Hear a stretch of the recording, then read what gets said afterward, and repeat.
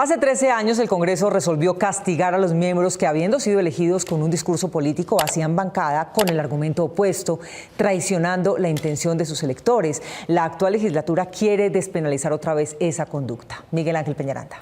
Mónica, hay congresistas y partidos que hace década y media promovieron el castigo a ese engaño al elector, pero dicen ahora que con el desorden en sus partidos sí es necesario despenalizarla por una sola y única vez, es decir, están legislando en beneficio de ellos y no de sus electores. Hacerse elegir con una plataforma política y legislar desde otra es un engaño que está prohibido por la ley desde 2011, pero ahora incluso los congresistas que promovieron su prohibición hace 13 años firmaron una propuesta para que los actuales congresistas tránsfugas se les permita cambiar de partido sin ninguna sanción. En esos términos, el proyecto no solo no sanciona al congresista tránsfuga, sino que le entrega su curul al partido que le cooptó después de la elección, dejando las ideas de sus electores sin la representación que ellos eligieron en las urnas. En 2017 y 2018, congresistas de varias colectividades apoyaban el mismo proyecto dentro de la reforma política del momento. Sin embargo, fue hundida. Es un principio democrático.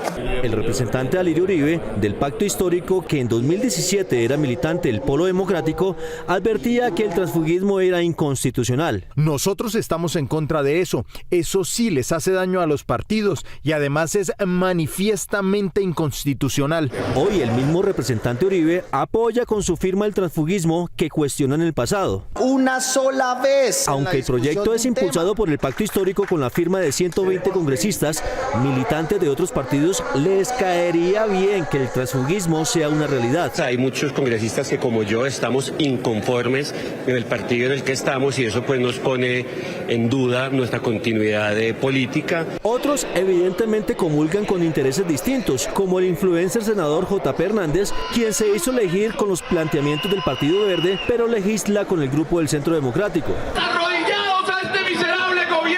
Miguel Polo, quien fue elegido representante de las curules afro, se identifica con los partidos tradicionales de derecha. Gracias. Según la misión de observación electoral, este proyecto es una puerta giratoria al servicio de los congresistas y en contra de sus electores. Que no tiene ningún tipo de referente ideológico, sino que responden solo y exclusivamente a intereses electorales, es decir, se va por la curul, pero no por la representación de los ciudadanos. Hay otras posturas de partidos tradicionales que consideran que el transfugismo puede superar la falta de democracia interna de su propio partido. Creemos profundamente en las libertades y por eso lo acompañamos. Los partidos han fallado en la democratización, que fue una lucha precisamente de fortalecer los partidos, pero no están democratizados. La próxima semana está citada una audiencia pública para debatir el contenido del proyecto y recibir proposiciones de los partidos que la apoyan. Dentro de sus propias contradicciones ideológicas, los verdes intentan ponerse de acuerdo en el congresista al que le correspondería asumir la presidencia de la Cámara en el turno que tiene su partido. Gustavo Monge. Mónica, y aquí otra vez el tema pasa por el transfugismo. Uno de ellos defiende su candidatura porque es fiel a las propuestas que le hizo a su electorado, y otra que tácitamente admite que no lo ha hecho porque dice ser la única que no ha recibido puestos del gobierno actual. Por acuerdos realizados desde el inicio del actual periodo del Congreso, el tercer año de la presidencia de la Cámara le corresponde a la Alianza Verde, uno de los partidos que hace parte de la coalición de gobierno. La opinión pública exige claridades, no se puede estar defendiendo posiciones de ultraderecha. Hoy ese partido no tiene claro su horizonte en cuanto al candidato que proponga a la plenaria para suceder al liberal Andrés Calle. Se pasó de una candidata que se veía fuerte para tomar el lugar a tres más que aspiran a presidir la Cámara. Más mediáticas que otras. Y es el grave problema que tenemos. A Catherine Miranda, quien obtuvo la mayor votación de los verdes en las últimas elecciones, se le critica su participación activa para que no avancen proyectos como la reforma a la salud.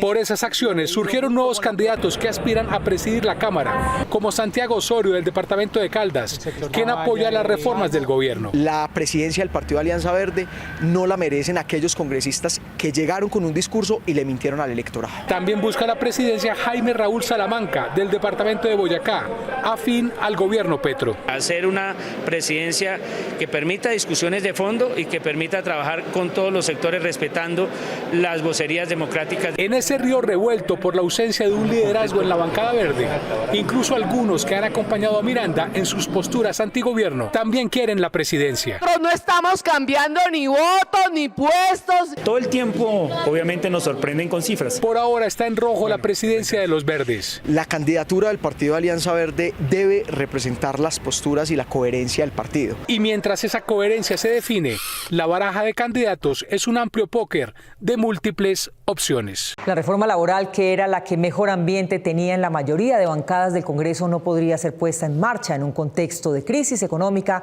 como la que las actuales cifras predicen. Uno de los líderes del pacto histórico pide aplazarla. Marta Olaya.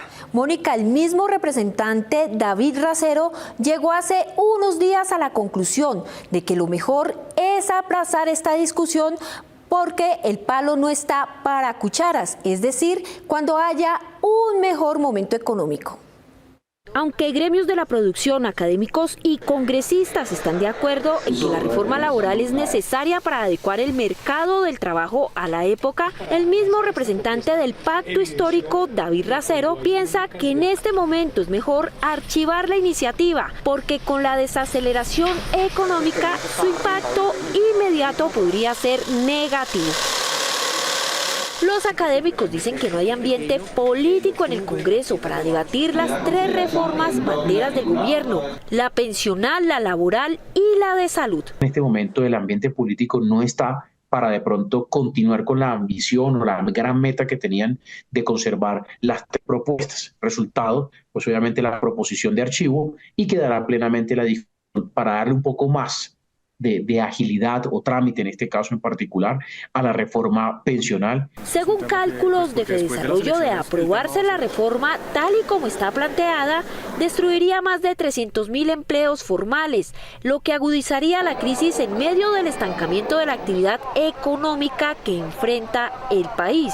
Los académicos y expertos ponen sobre la mesa la posibilidad de replantear la reforma y volverla a presentar el año entrante. Lo mejor es parar este proyecto, volverlo a repensar completamente, conciliarlo con todos los estamentos de la sociedad civil y plantear eventualmente la radicación de esta reforma en la próxima legislatura o incluso el próximo año. No es el momento, y el articulado que ha venido discutiendo el gobierno tampoco es el que necesita el país. Desde la academia también proponen alternativas para aliviar el flujo de caja de las empresas, como diferir el pago de primas, intereses a las cesantías y otras alternativas.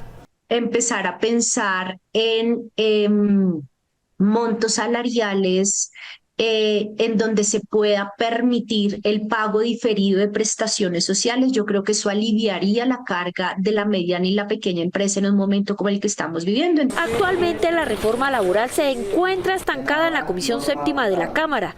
Fuentes del gobierno confirmaron a Noticias 1 que por ahora no se ha contemplado la idea de archivarla.